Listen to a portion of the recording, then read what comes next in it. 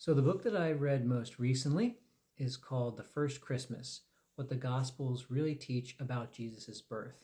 And it's by Marcus Borg and Dominic Crossan.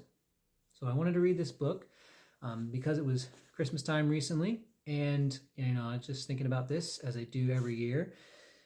Specifically, though, I wanted to read some more by both Marcus Borg and Dominic Crossan, and so this was kind of like killing two birds with one stone since they wrote it together. These guys are biblical scholars who are known pretty well for being prominent within the Jesus Seminar, for anybody that knows what that means. It's a group of scholars who are really characterized by this sort of liberal Christianity movement, specifically just kind of providing an approach to the Bible on the grounds of critical scholarship, that sort of thing. We can talk more about that later.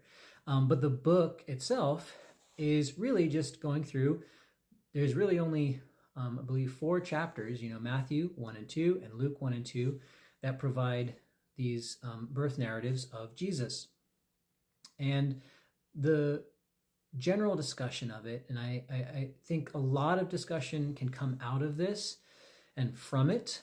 I don't think that there's much that I need to say about the book other than they're approaching the birth narratives from the lens of scholarship, and they talk about how a lot of these factors here within these stories are they're not necessarily historical in how they are written. They are much more written to express something that the authors are intending to say about Jesus or about their faith concerning Jesus. And in one sense, the things that they talk about aren't very controversial because they're laying out what scholars know about these stories. And so, they talk about the genealogies in Matthew and Luke, and the travel narratives of what Mary and Joseph do in order to protect Jesus from being killed, and the shepherds and the wise men and all of the factors in these stories. So what I mean is, in the sense that this is not controversial, is that there are a lot of things that scholars acknowledge, no matter what your perspective is. So, for example, you've got the genealogies. The genealogies are presented in such a way as to explain something about Jesus. So the authors are trying to get across an idea of who Jesus is, and sort of the royal nature or the nature of Jesus's kingship in just in terms of what it means to be a follower of Jesus or to venerate Jesus. And so the genealogies are not provided to give just a history of where Jesus came from physically. They are provided in order to describe something about the nature or the character of Jesus. And so any biblical scholar who is worth his or her weight will acknowledge this, no matter what their theological leaning is. But there is another sense in which this book is controversial theologically. As I said, these authors are in the camp of what is understood as liberal theology or liberal Protestantism. And so the sense in which this might be controversial is to use the same example with the genealogies. They believe that these are not designed as literal genealogies or meant to be literal. And there are many things in the stories they would say are not literal. But the genealogies, for example, anybody really can just look through them, and you can compare the ones in the one in Matthew and the one in Luke, and you can see the differences. They don't line up properly. And even the count that they provide doesn't make sense. If you count out the genealogies, it's not the amount that is stated. And so literally these genealogies don't really work. And so these scholars would of course say the genealogies are fabricated. They are designed in such a way as to make the point that the authors are trying to make. And so that's kind of the difference here is you have some scholars that would say, yes, these accounts with the wise men and the shepherds and, Herod and so forth, they are meant to represent something, or they're showing something about who Jesus is. But the difference that these authors present from what maybe like a conservative evangelical scholar would say is that these things aren't historical, and they are not literal, and they don't need to be. They were never meant to be.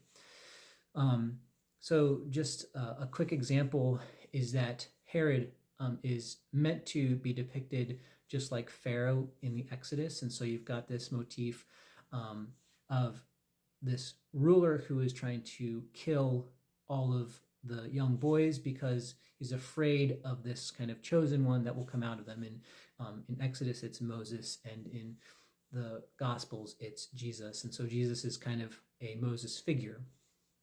Now, again, any biblical scholar would acknowledge this or recognize this. The difference is whether or not you think these things actually happened or not. And so this is kind of the big point with the types of things that Borg and Crossan are describing. They believe that these things aren't meant to be literal and they are not historical. And so at the same time, though, they do have value, and they do depict something that we are meant to draw from it. And so they, as followers of Jesus or as Christians, they identify as people who find value in these things. And so the things that they would say are important, that we are meant to get out of them, is understanding what it means to follow Jesus. And specifically, the main thing, and not the only thing, but the main thing that they say is these narratives, what they do is they present the reader with a choice between the way of the empire or the way of Jesus. And these two ways are contrasted.